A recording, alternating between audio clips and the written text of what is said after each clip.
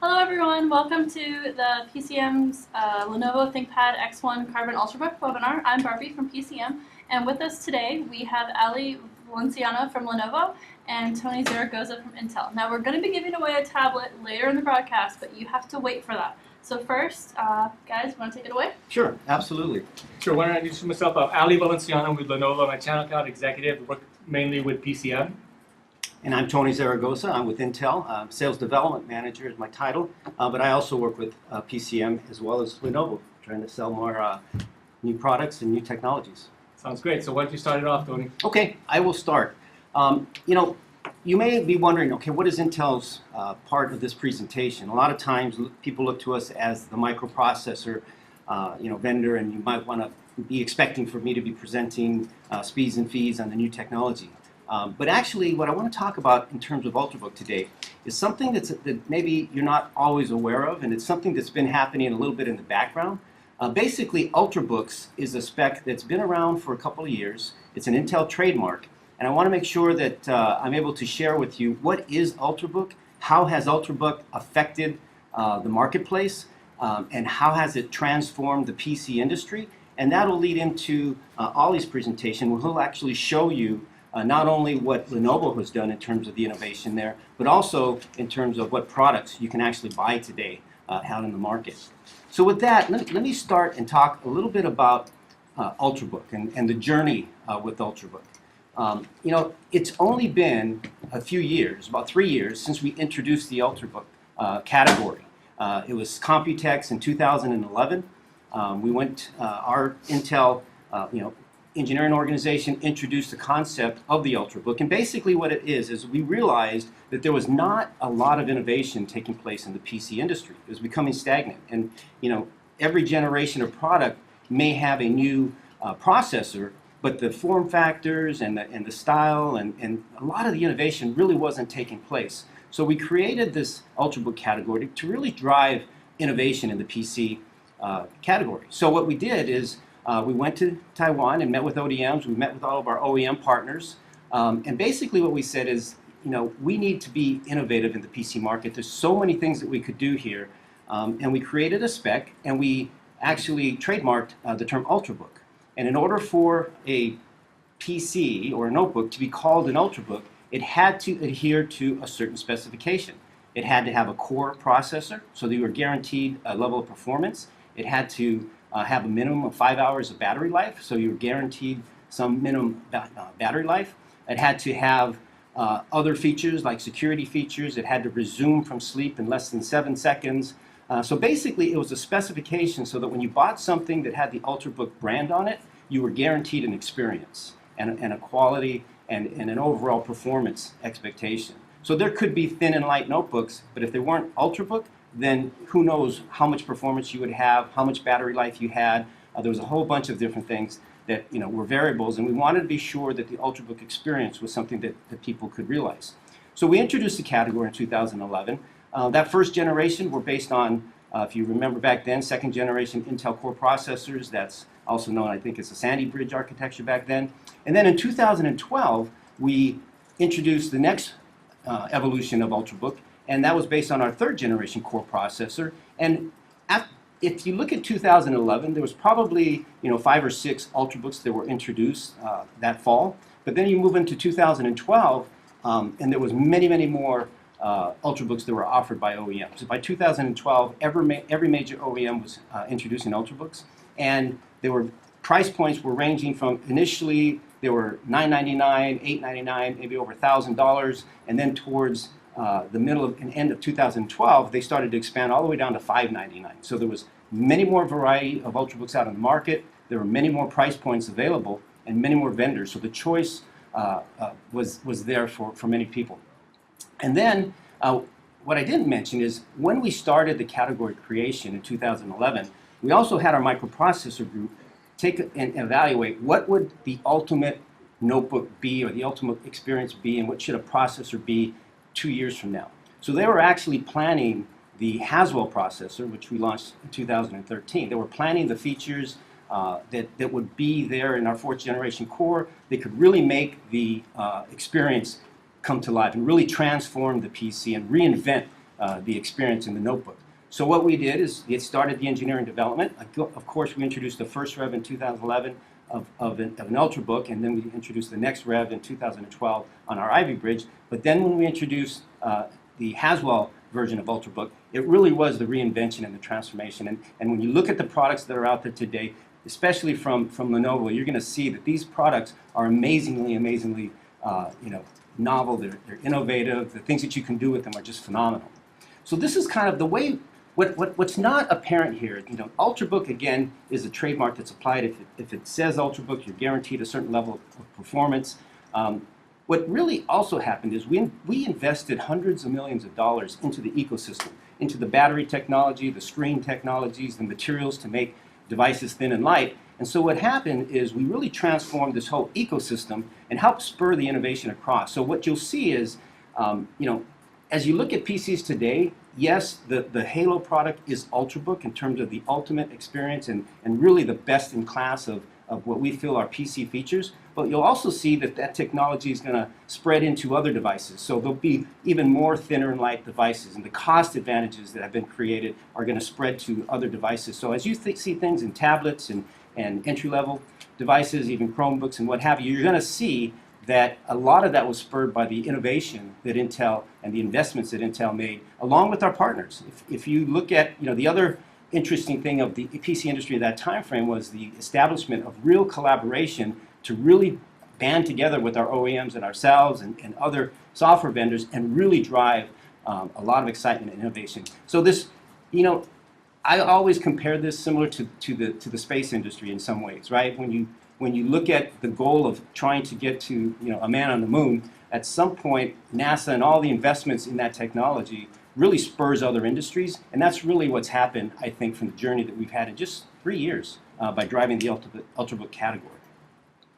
So so what's happened since, right? If you look at the PC market today, on the left-hand side you see their smartphone and tablet technologies, and a lot of these are used primarily for consumption usage. You got super mobility. These scenarios are optimized. You got apps that are there. Obviously, we all have been transformed with, really the developments in smartphones and tablets. And then the right-hand side, you have your traditional notebook and your traditional clamshell Ultrabook, and that has historically always been used for, multitasking, full PC performance, traditional apps, and touch has been added to that as well. And what's happened over the past couple years is this center category where the PC has truly evolved into a modern experience where now all of a sudden you have 2-in-1. You have convertibles, you have detachables, you have devices that fold over. So you've kind of merged the performance and the usability and the form factors and the experience of all of these different devices. And so the lines are blurring for sure, and we want to make sure that we are able to help our customers out there determine what's the best product for my particular usage model, for my problems that I'm trying to solve. We're trying to give you that information because there's no lack of choice, there's no lack of price points, but it's good to have information, and we work with PCM and we work with Lenovo to really help you understand the right product for the right applications that you might have. Hey Tony, can I make a comment on that? Because Sure. That's a really good point that you brought there about the fact that if you look at the consumer world, the usability that they have and the corporate world, how it's all meshing together. I mean, we're seeing that as well on the Lenovo side. A lot of the products that we've come out for the consumer side, a lot of innovation that's being put there is now making its way into the commercial space. So a lot of the products that you're going to see coming, going forward will have some of those features because, if you're using a tablet at home, it's something you're used to using at home for personal use. Now you're kind of wanting it also now in the commercial space. So I'm glad you brought that up. Yeah, no, you bring up a really good point.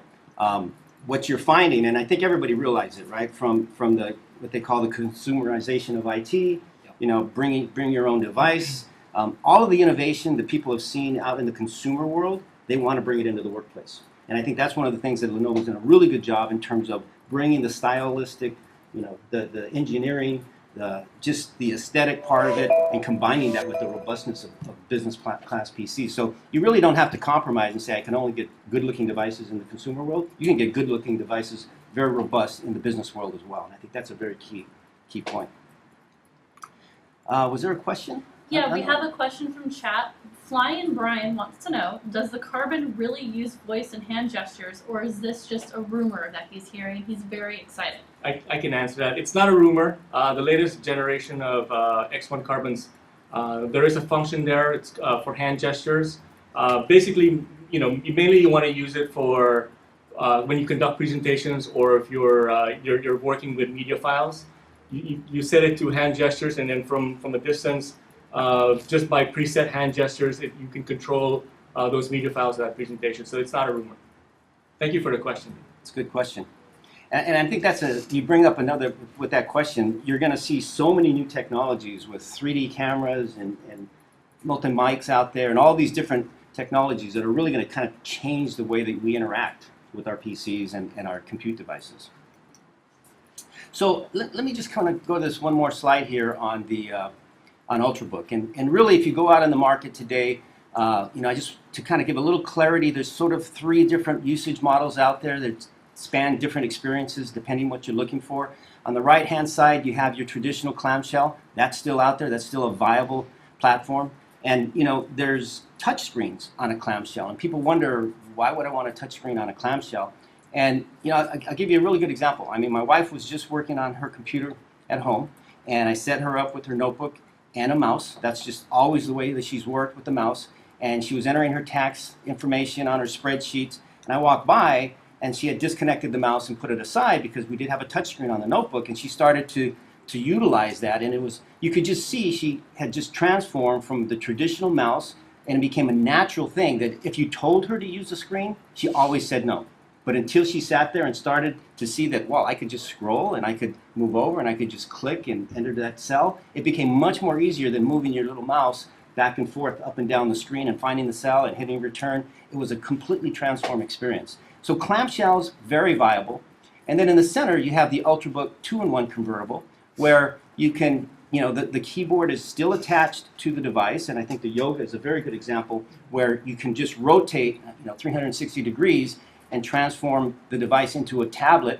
You could then use it just as you would any tablet, completely touch enabled, and scroll through your files and do your work in that mode. So that's one where maybe you use it more as a PC, but you do want that flexibility to move into a tablet mode. And then on the left, you see the detachable version, which I think is much like the Helix, which is another great product that Lenovo has, where you just want to detach the screen completely, and that way you can just leave the weight of the keyboard and leave that somewhere else, and then just take the tablet. It's a little bit lighter that way, and it's just easier to navigate, and maybe you more frequently are in tablet mode, but every now and then you want to have that keyboard and you want a robust keyboard. So that's where you see the combination of detachable 2-in-1s. And again, if it's an Ultrabook, it's a core processor across any of these form factors, and you'll even see these form factors transforming into non-Ultrabooks. All right, so if you want really lower costs, you'll see some based on Pentium or Celeron or Atom as well. So the form factors are not limited to Ultrabook, but it is where the innovation is being driven, is from the Ultrabook category. And so you'll constantly see, now these Ultrabooks are at 10-hour battery life, whereas originally we were at 5 hours. And you can continue to see us innovate in terms of making battery life longer without compromising in performance. And that's the key thing. How do you increase performance capabilities and maintain that while increasing battery life? And the other third vector that we're really investing a lot is in graphics. So the graphics capabilities you're going to find in these devices is continuing to get more and more robust as well. So it's a no compromise platform with all the different form factor usage models, depending on what you need. So let me transform here a little bit. I talked earlier about, PC refresh was in the title of my presentation. And, I want to talk a little bit about just today, nearly 200 million small businesses PCs are 4 years old plus, right? In the United States, North America, 38 million are over 4 years old. And I know a lot of us, right, a lot of you are sitting there with a PC that was even you bought before Ultrabook. Now, we just talked about Ultrabook going through 3 generations, and we talked about transforming these different form factors, and we talked about second, third, and fourth now generation core processors, and all of these innovative features like gestures and voice and all of these new things that happened. Those have all happened just within the last 2 to 3 years. So imagine all the things that a 4-year-old PC doesn't have.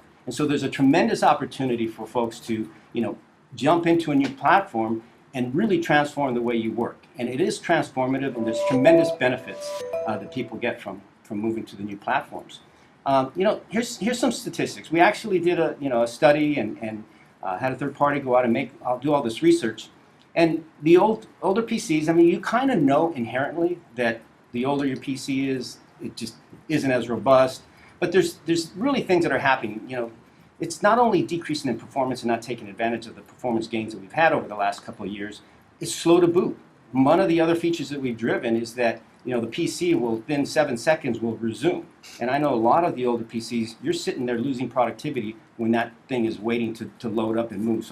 And a lot of the new devices have SSDs, right? Solid state drives, which adds another level of performance. So there's experiences and there's time wasted on the older PCs. Applications crash.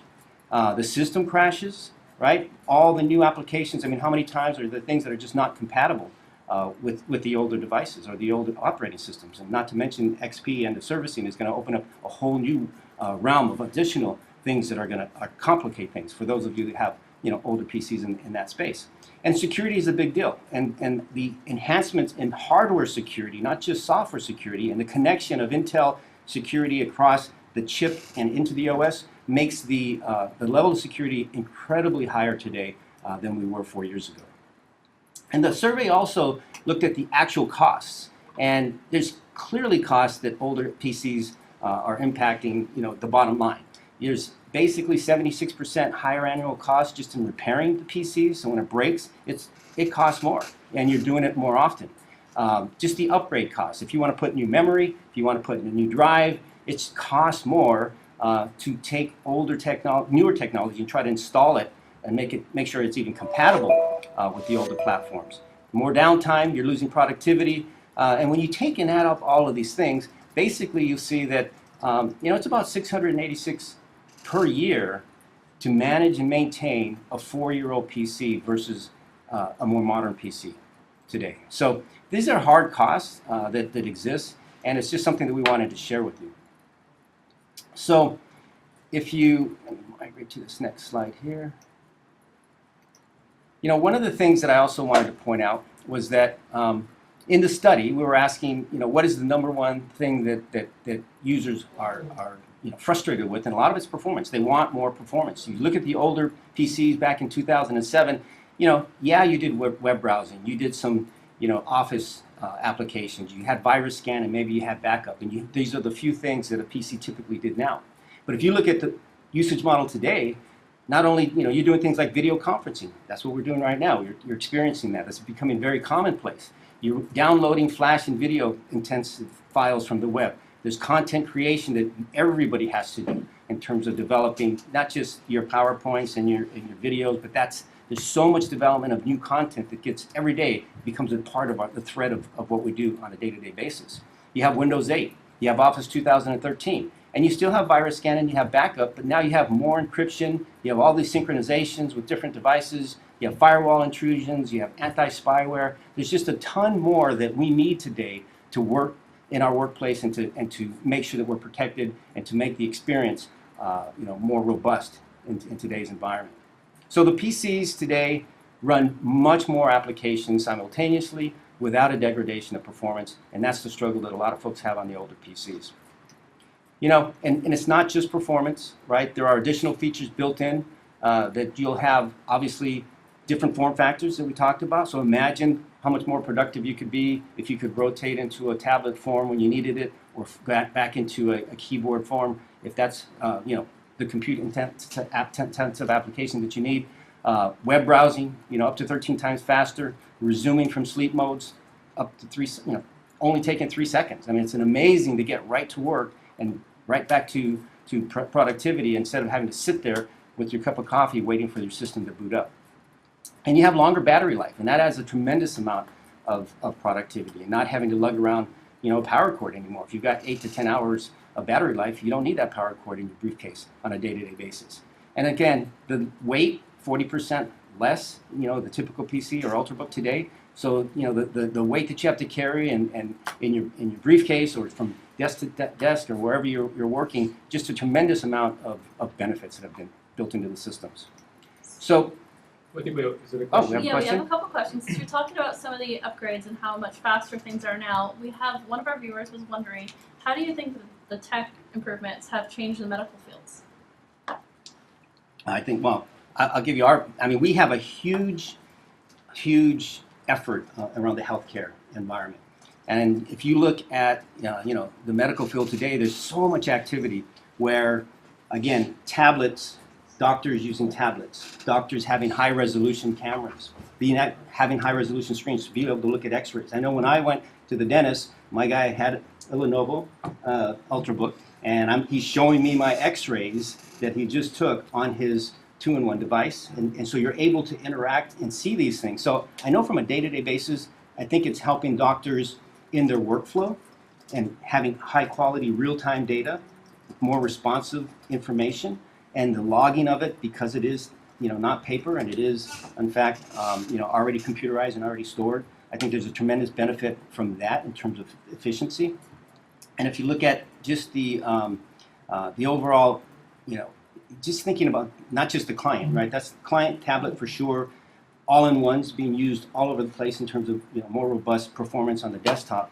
But look at the data centers as well, right? So all of the research that's going into the medical field because of the compute capabilities, it's just amazing. It's staggering how much. Yeah, and I just want to add also in terms of medical images like PACS, with PACS standard, it really helps, at least in the medical field, be HIPAA compliant now as all these images can be stored for archiving and be compliant still. So instead of keeping them in a like give an example of X-rays or medical images, not only can they collaborate now and share it with different specialists, but they can also store it now in a more efficient way because it's all digitized.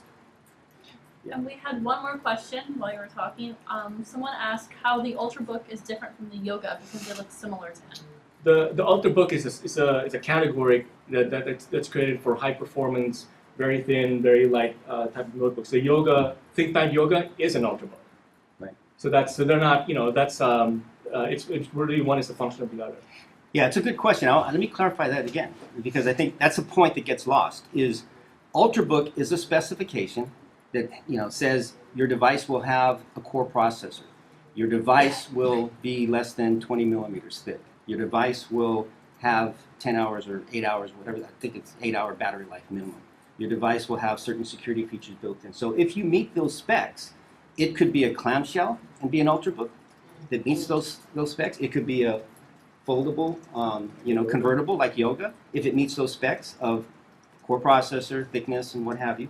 It could be a detachable if it meets that spec as well. So the spec is an experience, but the form factor doesn't determine whether it's an Ultrabook or not. It's the thinness and the performance of battery and CPU and other aspects. So that's why I really wanted to talk about Ultrabook, because that is driving all form factors to kind of raise the bar in terms of what they deliver. Hopefully that clarifies. So again, I'm going to close here, but basically, if you compare a 4-year-old system to all the PCs that are out there today, there's amazing breakthroughs, and I think I've been trying to highlight that today. That today's PC it's not your grandma's PC. It's not what you've had before. It's just an amazing, different experience. And on the old left side, you see the traditional PCs, which we all know, right? You got your keyboard, your mouse. Maybe you got a couple of hours. There's it could be as thick as a brick. I mean, there's limited security. There's a certain amount of weight for boot up and all these different things. But if you look at the new experience, right, you've got, as we said, they're thinner, they're lighter, they're more secure, the battery life is longer. You don't even need the keyboard and mouse if you have a 10-point touchscreen. You can zoom in, you can zoom out. It's a completely transformed experience. And so I think my last message for everybody is, I'm clearly excited about the innovation and the technology that the whole industry is moving forward. Ourselves, in conjunction with our partners at Lenovo and all the OEMs and all the software vendors that are out there. And the perception is that, wow, that's so cool and that's so nice and that looks so expensive. And it used to be, it's a good point, it used to be expensive because the guy who made that thin computer was the only one out there making it, and it would charge a lot. It was expensive. But since we've transformed the whole ecosystem, there's broad choice of materials and broader choice of of all of the pieces that make an Ultrabook. And so that commoditization of innovation is what we've been driving, and it's really being driven by Ultrabooks. So the reality is you can go off and buy, really robust technology at affordable prices. I mean, the average, price of a notebook today is 13% lower than it was, just 4 years ago. And even the desktop is cheaper today and has, such amazing, much more performance. So, I think what I'd like to do now is hand it off to my friend here, Ali from Lenovo, because now let's get down into the deep, let's talk about what you do in your company and the great innovations and your great products. You bet. Thanks, Tony. It's really good information. And the cool thing about the Ultrabook, it really challenges the OEMs to come up with not only innovative new systems, but like you said, with the specs that you have in place, thinner, lighter. So it really challenges us to be innovative. And Intel has always been a key partner for us in terms of what our strategy is going forward. We're going into this whole PC Plus strategy world right now, and that's really where we see the growth. And for us, just for all you viewers out there, a PC Plus strategy really for us means anything outside of your traditional notebook, anything outside of a traditional notebook or desktop, so be it a convertible, a tablet, or a smartphone, and that's where we see a lot of the growth coming from. Intel has also been a great partner for us in terms of innovation, working with them to make sure that we maximize the performance of their processors. And also key to our growth. Middle of last year, Lenovo became the number one PC manufacturer in the world.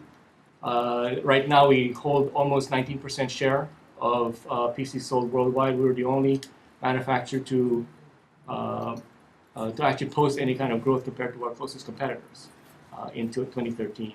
So we're pretty proud about that. Growth is always great, but we're also looking at innovation. It's another important part of our strategy. And how did we get there? Really, why Lenovo? Well, there are many things that we can point to as far as the things that we've done and things that are important to us in terms of coming out with cool products, usability, security. But two things I really want to highlight are innovation and reliability.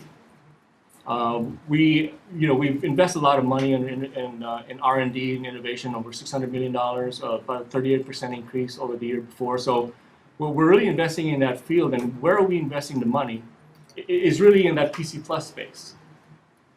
If you look at the awards that we received at CES just in January, Lenovo received 61 awards at CES, and if you look at I guess you guys can see the screen there. If you look at a lot of those products, many of those are products that we created for the commercial space, not really for the retail space. And CES, think about it, CES is a consumer show. It's really for the retail space. But this is kind of like what Tony was talking about, where you had your traditional devices for the consumer space. They were cool. Most of them were touch. And then you had your devices for the business world, where it was mostly generic notebooks. And now that's kind of molding and meshing together. And that's why with CES, with 61 awards in the consumer show, you're seeing a lot of commercial product. Also want to talk a bit about our leadership. We're pretty proud about the fact that Gartner did rank us as one of the leading manufacturers of PCs in terms of vision and in terms of executing that vision. So, again, that speaks again to the kind of innovation that we've invested in and how we execute in terms of creating those products and make them reality. And if you look at the market today, the reason we are spending a lot and investing a lot in that PC Plus space is if you look at the traditional PC market, it's declining or flat at best, right? So there's it's still the bigger part of the market, but it's not really growing. What's really growing exponentially is the PC Plus market, and that's why we're investing a lot there. A lot of it, as you would imagine, really revolves around touch. And a report from IDC shows that by 2017, 85% of all the devices worldwide will be touch enabled. So 2.2 billion devices. Granted, most of them will be, of course, smartphones, but still a big share of notebooks and desktops will be touch. So that's really where the market is going. And Ali, I think one key point there is that experience of touch is going to be so commonplace, right? From your phone to your tablet to your PC, that it's just expected, it just flows. And you don't have to have a completely different experience on different devices. Absolutely. I think you're absolutely right. I mean, in the past, just think about it, maybe 5 years ago, in a company, they would have an accounting department, a sales field force, and then also executives all using the same type of notebook, right? Now they've got all kinds of choices where maybe the accountants will still use a traditional notebook. Maybe the field sales will use something like an X1 Carbon, this unit right here. Let's see if you can show everybody. An X1 Carbon, where it's an Ultrabook, it's nice and thin, great for traveling, recharges really quickly. And then maybe the executives would use something like a convertible, like a Helix, which I'll show a little bit later, where it's a traditional notebook. They can use it for sending out emails, but if they have to run into a meeting, they can convert it into a tablet. So we're seeing that now. Like Tony was saying, I mean, a lot of people have used a smartphone before. They're used to touch. It's almost like natural progression now for them to bring it into the office. Right. Okay. The other thing that I also wanted to point out that Lenovo is pretty proud of is our exceptional engineering. I think many things that we've done in order for us to get there in terms of durability and reliability. As many of you know, there are many ways to damage a PC or a notebook in terms of dust, heat, liquid spills, mechanical shock, vibrations, things like that really hurt the PC. Well, what Lenovo has done, a lot of the things that we've done to keep our Ultrabooks, have low fail rates, actually are shown here in this graph, where if you look at a study that was shown by TBR, for average ThinkPads in the span of 3 years, we actually have the lowest in the industry at under 12% in terms of fail rates. That's lower than our competitors' average notebook in terms of fail rates as well. And if you look at that graph, it actually also shows our competitors' desktop average, hitting at about 13%, even higher than the ThinkPad's average fail rate. So, which is pretty great. I mean, if you think about it, a notebook is something that you carry, bring it to airport security, you throw it in a bag, it's always being moved around, and yet the ThinkPad's average fail rate is lower than a desktop's or competitor's desktops. It just sits beside your desk. It's incredible. Pretty much. So again, we are pretty proud about that. And it shows in terms of the warranty claims. I mean, in the span of 8 years, from 2004 to 2012, our warranty claims have gone down by 51%. And again, that's a testament to the kind of engineering that we put into our product, particularly in the ThinkPad. This next slide here just shows all the mil specs that every ThinkPad that rolls out the door has to pass. When we design a ThinkPad, there are 8 mil specs that we make sure that they pass in terms of humidity, low pressure, high pressure, sand, vibration, mechanical shock, altitude, and extreme changes in temperature. So, there are many things that we put in the system to be able to achieve those mil specs, one of which is a roll cage. Every ThinkPad has a roll cage, and let me show you this. This one here is an X1 Carbon, again. It's got a carbon fiber roll cage, so it keeps it pretty stable and sturdy. And, the worst thing you can do to a notebook is hold it at the very end, when you're carrying it around. And as you can see here, even if I hold it at this very end, it does not bow in any way. It keeps its integrity. And that's really important for any kind of notebook, all right? Make sure that the system boards are still in place. And that's what really leads to our low fail rate. And we've got roll cages made of magnesium alloy or carbon fiber. So depending on the model or the Ultrabook that you buy, they come in different flavors as well. Yeah, if you think on a day-to-day basis, when you're picking up that notebook, you're going into the meeting, you're going back to your desk, You're going out, wherever you're going. You're right. That's an interesting point. You don't realize the abuse in the different way you use them, and you've already predicted that and built it for those. Absolutely. Yeah. In the span of 3 years, you can just imagine how many times that's happening to that particular notebook, right? Another thing that we're also make sure that we always continue to improve on. We've had this in our older models, but we're always improving to make it better. Is our spill-resistant keyboards. So if you look at this next slide here, it shows how in the past we used to have circular drains. Right. You took 6.7 ounces of liquid through the keyboard without it damaging the notebook. We've changed them into a different design of the drain, and that actually improves the amount of liquid it can take now. So now 16. you can spill a beer on your A notebook. full glass of beer. Couldn't have man. done a beer before, but Exactly. now you can. That's awesome. And you can do it every 30 seconds. Okay, So there you go. I wouldn't recommend it to you folks out there to do it, but it's been tested to be able to do that. So again, I mean, the amount of innovation that we're putting into the product in terms of not just durability, but also designing to make sure that that things work from an ergonomic perspective are things that we always invest in. And then also hard drives. I mean, one of the more popular ways of failing your computer or damaging your computer is the hard drive, right? Most of our Ultrabooks come with SSD drives, which is great, but there are some models, if you need more storage, they do come with random access drives. And we've managed to, year over year, we're always trying to improve our casing of the drives. And in the past, we've had steel plates with rubber rails. Now we've improved into a new anti-shock design, where the hard drive is almost suspended. So it improves its mechanical shock by 43%, reduces it by 43%. Yeah, that's the kind of innovation that's just, it's astounding. And living here in California, where your house hopefully is earthquake-proof, it's kind of like making your PC kind of the same way, right? It's amazing. Exactly. And heat also is another factor, right, for hard drives, for hard drive failure. I mean, this independent study here shows that, when a 10 degree increase in Celsius, right, 10 degree increase from the recommended operating temperature, increases your failure rate of your hard drive by 20 to 30%. So we want to keep the systems as cool as possible to prevent any kind of failure down the road. And we're already at our 7th generation of fans. And again, because of the Ultrabook, right, we're trying to make them lighter and thinner every time. Not just lighter and thinner, but increasing its airflow. The latest generation we have increased the airflow by 38%, reduced the weight by 23%, and it's 10% smaller, so it can fit into even smaller Ultrabooks. Now, your beer-proof commentary spawned a couple questions. Yep. One is someone's wondering if you're going to get into wearable tech, and what's your opinion on that topic? Not that I know of. It's a good question. Not that I know of any kind of roadmap that I've seen. It's interesting. There is definitely a niche type of product. I've seen them out there, but I guess the short answer is no. And in the event that something worse than beer happens to it, is accidental coverage available on the warranty? Yes, I think, right, Brian? Yeah.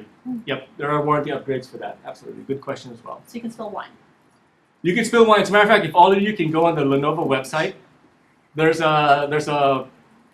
like a button there which you can click on to see the spillage. Because I did say 16.9 ounces, but we actually have a guy pour a full pitcher of beer. Oh, excuse me, not beer. Full pitcher of ice water. Okay.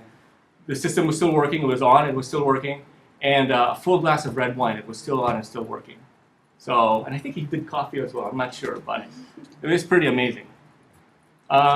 This next slide here just shows, we're talking about cooling, right? We're talking about improving the fans and making the systems a lot cooler, because one of the biggest enemies of a system, of any kind of notebook, is heat. And if you look at this slide here, it shows our heat signature compared to our competitors. After I think it was like a 4-hour period. But if you see the Lenovo Ultrabook, which is on the top left up there, how much cooler it is compared to the competitors.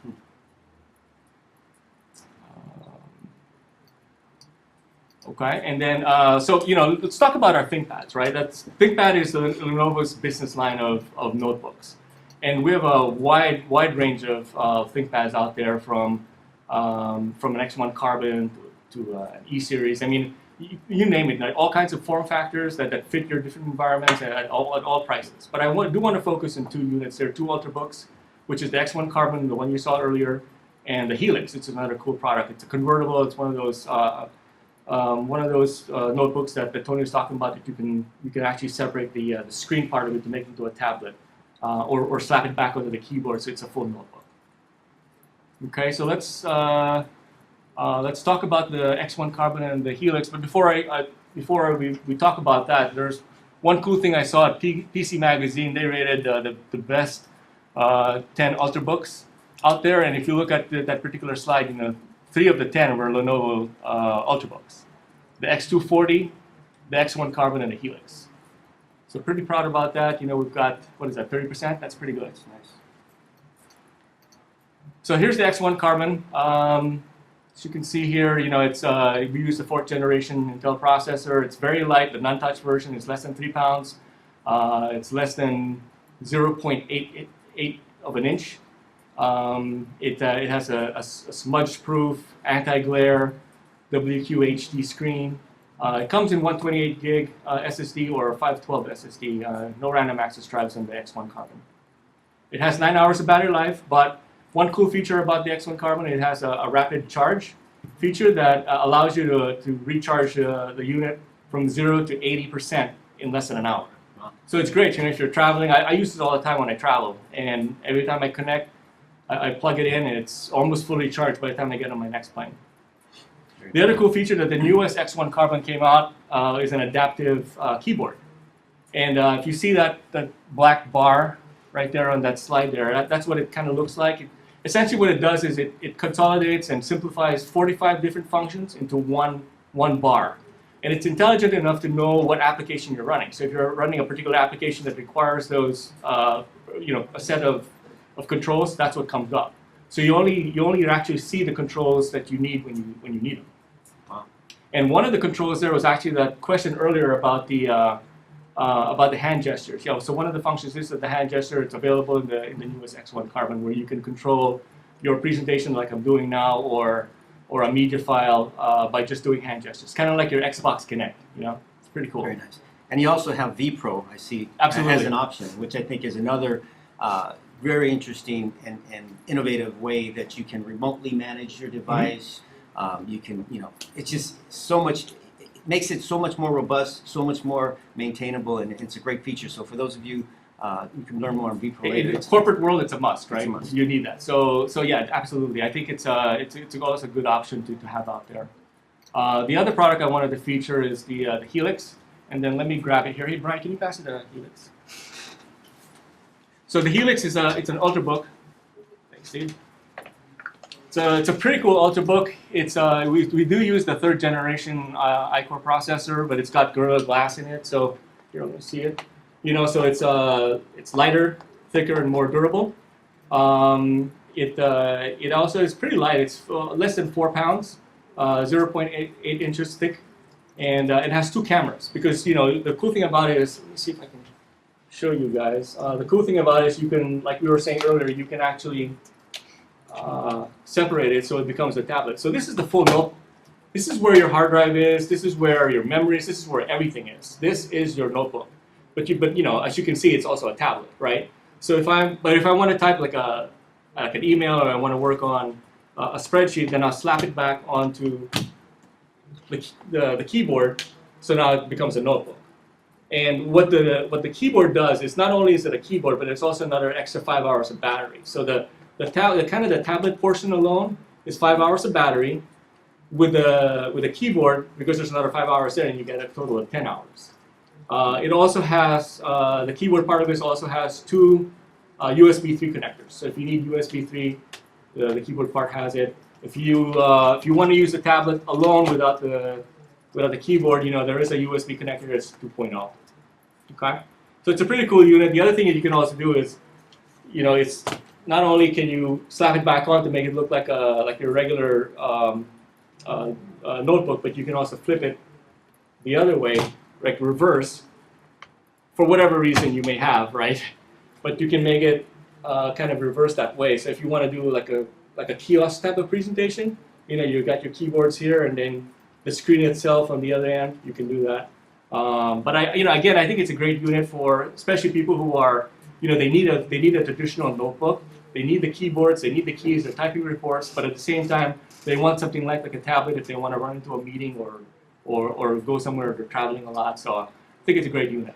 Yeah, this is the 2-in-1, which this is part of that category, is one of the fastest growing, and it really not only leverages the technology, but really helps leverage the Windows 8 touch environment as well, which just makes it the best of all worlds. I think you're right. I think that one of the main reasons it's growing so fast is the fact that everybody, if you get on a plane, I travel a lot, right? And when I sit on the plane, I grab my tablet so I can watch a movie, right? And then I've got my notebook with me when I'm working.